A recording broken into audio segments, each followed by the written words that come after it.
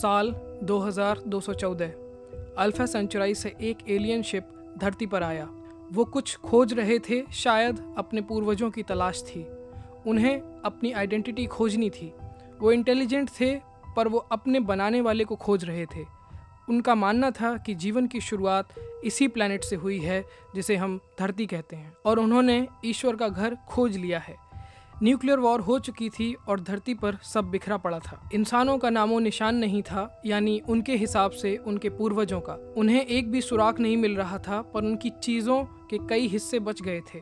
Spaceship England में उतरा था और उन्हें जो पहली किताब मिली उसका नाम था Harry Potter and the philosopher stone. उस भाषा को उन्होंने डिकोड करना सीखा, मत पूछो कैसे। पहली लाइन जो उन्होंने डिकोड की वो ये थी, you are the chosen one Harry.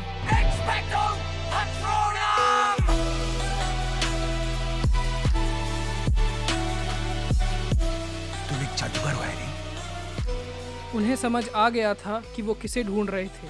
उन्होंने सारे एलियन विशेषज्ञों को हैरी पॉटर की किताब को डिकोड करने में लगा दिया। हैरी एक सफ़ेद उड़ने वाला जीव और एक बड़े लंबे बालों वाला जीव रखते थे। किताब में ये हैग्रिड नाम बार बार रिपीट हो रहा है।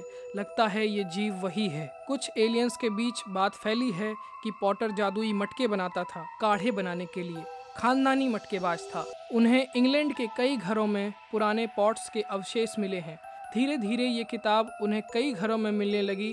फिर उसके पोस्टर और मूर्तियों के टुकड़े भी मिले हैं। हैरी के पास गायब हो जाने वाली शक्तियाँ थी। वो यहाँ गायब होते थे और लाल ग्रह पर निकलते थे। पॉटर की जादुई शक्तियों के कारण उसकी फॉलोइंग बढ़ने लगी। उन्हें पता चला कि पॉटर नामा की 9 किताबें हैं, 2 खो गई हैं। कोई वोल्डेमॉर्ट नाम का प्राणी इनके पीछे पड़ा था। एक एलियन ने कहा कि मुझे लगता है कि ये स्नेप और वोल्डेमॉर्ट एक ही हैं। ये आपस में रूप बदलते रहते हैं। इस जालिम प्राणी ने उन्हें अपनी पढ़ाई भी पूरी नहीं करने दी। हैरी पॉटर की 6ठी किताब में हैरी कहते हैं, मसीहा तो मैं हूँ ही। मैं ही हूँ द चोजन वन। ये बात सुनते ही सारे एलियंस घुटनों पर बैठ गए और सिर झुकाने लगे। एलियंस को अपना वजूद मिल गया था। हैरी पॉटर उनका खोया हुआ भगवान था। तो मैं हूँ ही। ओके सॉरी मैं। उनमें से एक एलियन बोला, हमें हैरी पॉटर का साम्राज्य फिर से बसाना होगा। हमें हॉगवर्ट्स को ढूंढना होगा। वो हॉगवर्ट्स को ढूंढते रहे, उन्हें नहीं मिला, पर वो हैरी पॉटर की हर किताब में था। एक घर में उन्हें कोई मैप मिला जिसमें हॉगवर्ट्स की लोकेशन थी। फिर आखिरकार उन्हें वो जगह मिल ही गई जहां हॉगवर्ट्स होना चाहिए था। वो जगह सुनसान पड़ी थी, वहां जंगल था। उन्होंने वहां झंडे गाड़े और किताब और इलस्ट्रेशंस को देखकर असली हॉगवर्ट्स का निर्माण शुरू किया। वो वहाँ था या नहीं ये बात अहम नहीं है, पर अब वो वहाँ बनकर रहेगा। अब जगह जगह हॉगवर्ट्स होंगे, करोड़ द्वार के झंडे लगेंगे। उन्होंने डम्बलडोर का स्टैचू बनाया, हॉगवर्ट्स के चारों ओर फंदे लगाए और वोल्डेमॉर्ट को नरक का राजा घोषित कर दिया जिसकी नाक नहीं थी। निम्बस 2000 को प्रभु की आखिरी निशानी के रूप में माना गया है। कुछ एलियंस दावा करते हैं कि उनकी आखिरी निशानी फायरबोल्ट थी। वो रोज शाम झाड़ू के चारों ओर घूमते हैं इस उम्मीद में कि ये उड़ेगी। कई बार जब आसमान में बिजली कड़कती है तो हैरी के सर पर जो निशान था वो उन्हें आसमान में नजर आता है। कभी कभी चश्मा भी बनता है। सब कुछ अच्छा चल ही रहा था कि हैरी पॉटर के फॉलोअर्स में आपस में ही लड़ाई हो गई। एलियंस में एक दल ये दावा कर रहा है कि प्रभु हैरी के लूना के साथ संबंध थे। हालांकि इस बात का कोई प्रमाण नहीं मिल रहा है। प्रमाण के तौर पर प्रभु ने सिर्फ 5 कन्याओं को किस किया है, जिनमें जिनी, हरमायनी, रोज, मायूस मीना और एक सुनहरा अंडा थी। बहस ज्यादा बढ़ी तो उन सभी एलियंस को मार दिया गया जिन्होंने प्रभु हैरी के कई स्त्रियों के साथ संबंध बताए थे। किताबों के वो हिस्से जला दिए गए जिनमें हैरी किसी भी अन्य कन्या के साथ थे, सिवाय जिनी वाले हिस्से के। लूना लॉकवुड अब कहानी का हिस्सा नहीं है। एलियंस इस बात पर सिर खपा रहे हैं कि हरमायनी के संबंध किसी भयानक जानवर से थे जिसे बीस्ट कहा जाता था, और वो रॉन वीजली को लगातार धोखा दे रही थी। हरमायनी ग्रेंजर को प्रभु के साथ दर्जा नहीं दिया जा सकता क्योंकि उसने अपनी शारीरिक भूख एक जानवर से लिपट कर मिटाई। एलियन इतिहासकार ये दावा करते हैं कि उनकी एक बेटी भी हुई। अब एलियंस वो जगह ढूंढ रहे हैं जहां हैरी पॉटर ने पहली बार झाड़ू की सवारी की थी। ये जगह एनविक कैसल थी।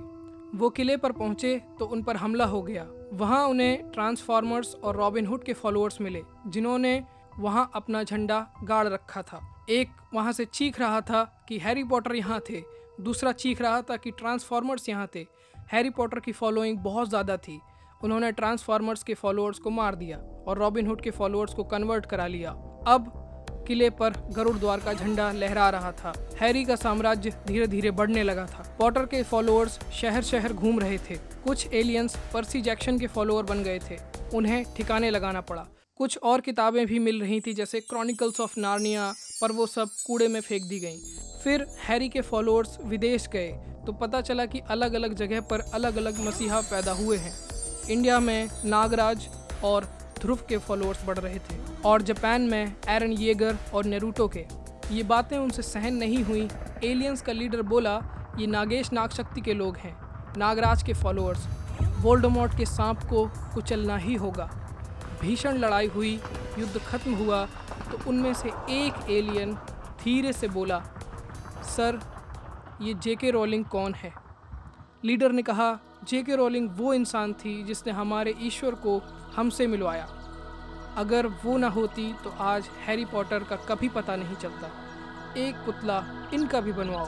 And remember one thing, Harry Potter was the greatest god ever lived. ईश्वर एक है और वो है हैरी पॉटर।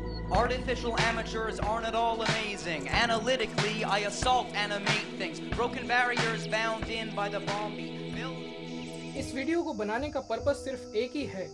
जिस इतिहास को हम जानते हैं, क्या वो सही है या बस हमारी एक इंटरप्रिटेशन मात्र है? हमारे पास टाइम मशीन नहीं है जो हम समय में पीछे जाकर ये पता कर सकें कि एक्चुअल में क्या हुआ था। हम जिस रियलिटी को ऑब्जर्व करते हैं या हम समझते हैं, वो एक फिल्टर्ड रियलिटी है। कला, साहित्य और उन एविडेंसेस के थ्रू हम उसे देखते हैं जो बच गए हैं। हमारा व्यू पॉइंट इतिहास के सबसे खराब लीडर्स को सबसे महान बना सकता है, और सबसे महान हो सकता है हम उन्हें कोने में पटक दें, या हो सकता है कि एक फिक्शनल कैरेक्टर हमारी सोच की वजह से असली वजूद में आ जाए। जितना ज़्यादा वक्त बीतता है, इतिहास उतना ही ज़्यादा मायावी लगने लगता है। सबूतों की कमी की वजह से दिमाग अपनी समझ के हिसाब से कहानियाँ बुनने लगता है। हैरी पॉटर की कहानी या हिस्ट्री, आपका उसको देखने का क्या नज़रिया है? आप कमेंट्स में ज़रूर बताइएगा और सब्सक्राइब करना मत भूलिए।